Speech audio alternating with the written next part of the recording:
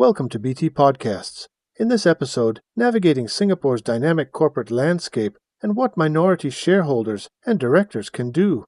This podcast is produced in consultation with senior corporate finance lawyer Robson Lee. What truly protects the little guy when corporate giants clash?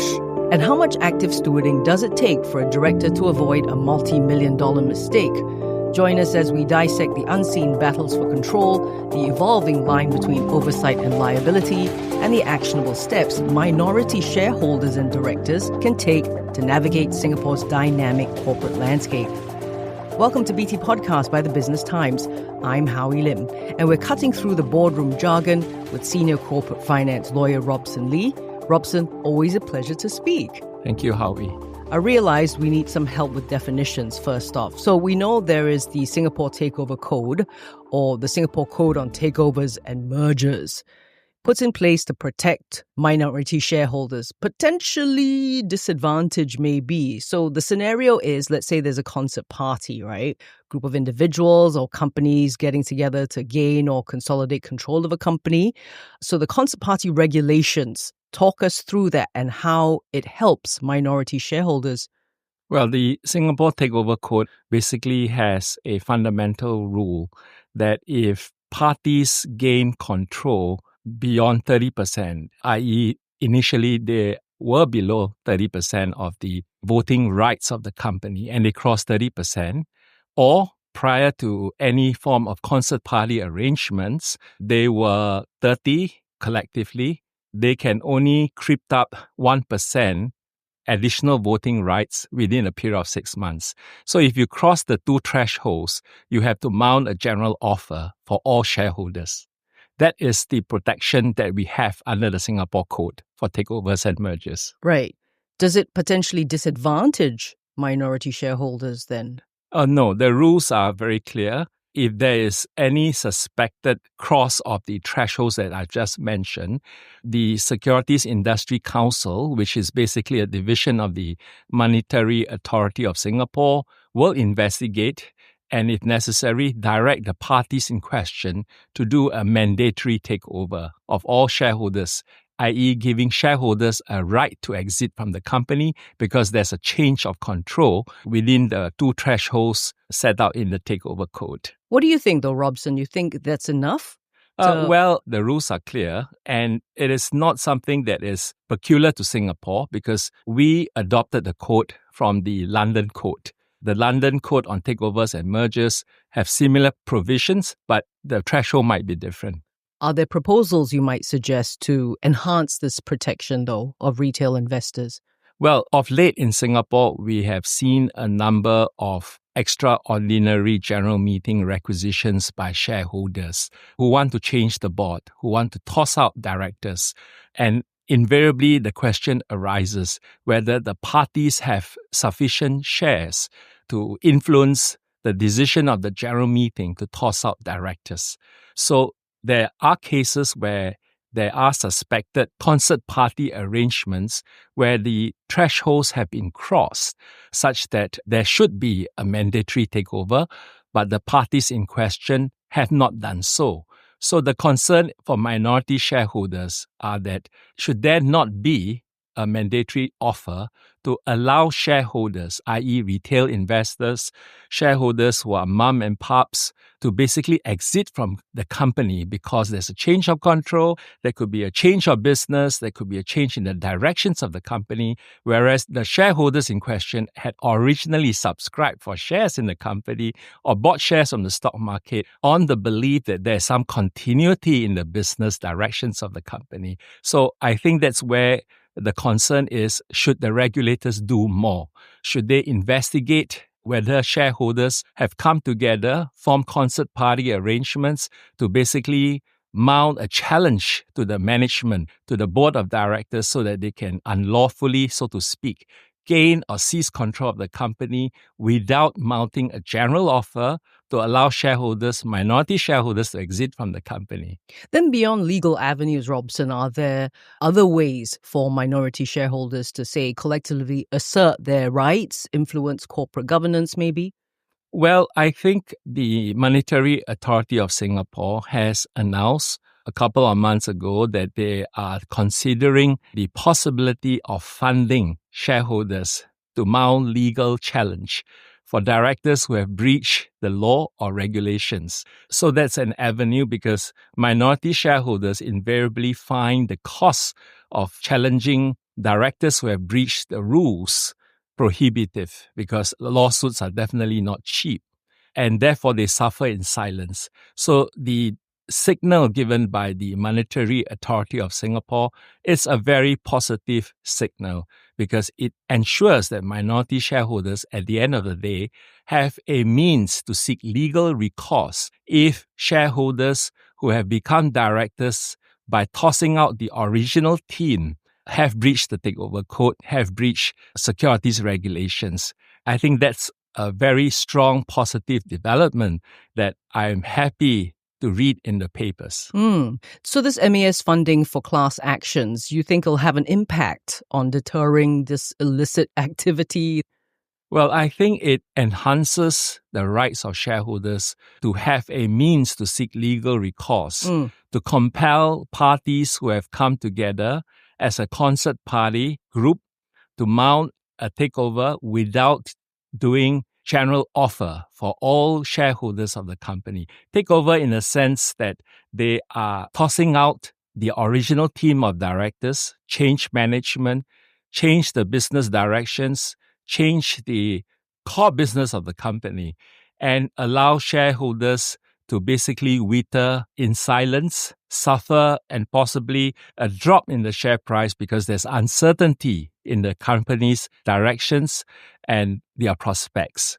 So I think this is something that I hope to see. Not only it becomes hard law, that in practice it's not a difficult avenue for shareholders, minority shareholders, to seek legal recourse. Hold that thought, Robson. Let's find out. Maybe it's a communication thing. So how are they going to navigate communication barriers between boards, management, and those shareholders? Plus, what steps can minority shareholders take today? More with Robson Lee in a moment. And now, back to BT Podcasts in consultation with Senior Corporate Finance Lawyer Robson Lee. Welcome back. Robson, you talked a lot about this is happening, concert party arrangements, triggering a mandatory offer. What are key indicators that minority shareholders can monitor in order to identify that these things might be happening before they happen, right? Well, I think invariably when there is a requisition for a general meeting to toss out existing management, existing boards of directors, these things are announced by the company that is required under the listing rules. So when shareholders read about it, they should basically look at all announcements and possibly raise their concern with the relevant regulator, namely the Securities Industry Council or SIC. They could also go to the Securities Investors Association of Singapore, which is basically an independent body that has been formed in the last 26 years to voice out to protect minority shareholders' interests. So I think they need to be aware, they need to be well informed when there is a significant corporate development in the form of a board change, a revolution of sorts. Shareholders have come together to basically requisite for a general meeting to toss out the board. I think they should read very carefully, understand what is happening, raise concerns with the Singapore Exchange, raise concerns with the SIC or SIAS, and request all these bodies and institutions to take up cudgels, to ask questions, to query, and to be fully apprised of what is happening, and have all these developments expeditiously announced to the market so that there is no false trading, there is no unequal information that is available, which are important material information for shareholders to make informed decisions. Speaking of information, what are some of the other common communication barriers which exist between company boards and management and minority shareholders? I think most importantly is that boards have to be transparent in their decisions, that where necessary, they should call for a trading halt, make sure all material information are fully announced so that there's no selective disclosure to a privileged group of people or investors. Because I think the cardinal principle of Singapore securities market is that all shareholders must be treated equally with equal access to all material information. I think the regulator can do a bit more. They should be vigilant whenever there is a significant development happening, i.e., namely a change in board control, that shareholders have come together in a very suspicious way to toss out existing management, to basically change the directions of the company without making a general offer for shareholders to exit. They need to give minority shareholders a chance to decide, should I stick with this company under a new management, under a new board, or I have a right to exit because it's a different set of terms which I bought into when I first subscribed for shares in the company.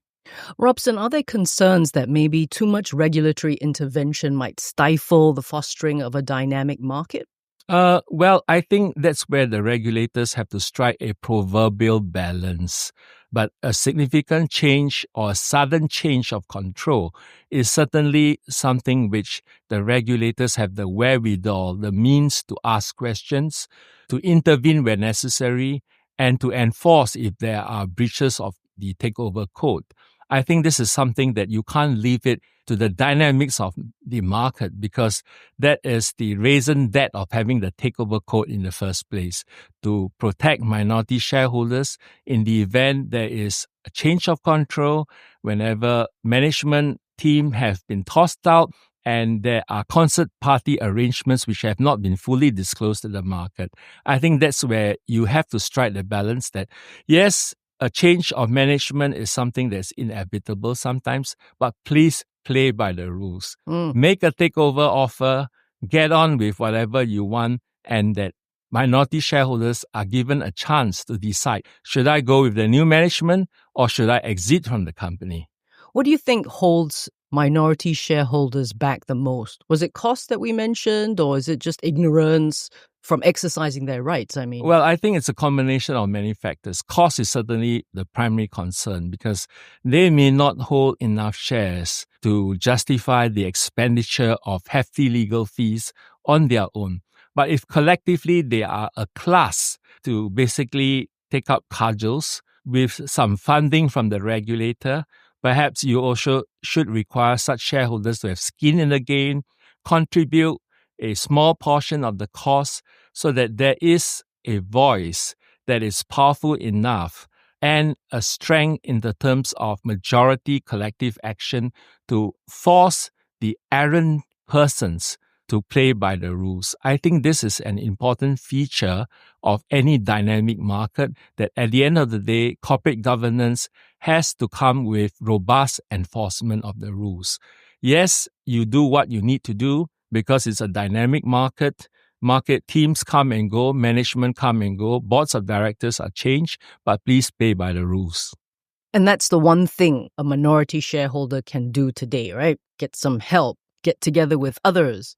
Yes, and you need a body, an independent body. I think MAS has indicated that they are considering appointing an independent body, some form of an ombudsman, to rally shareholders, to seek legal advice, to basically not just ask questions, but have the means to seek legal recourse in the form of mediation, arbitration, or even court action if errant directors and errant majority shareholders refuse to play by the rules. The complexities of corporate governance, people talk about it a lot, but never really understood in full depth. And I'm pretty sure we haven't entirely either today. But thanks, though, for talking us through these multifaceted issues. Robson? Thank you. Thank you, Howie.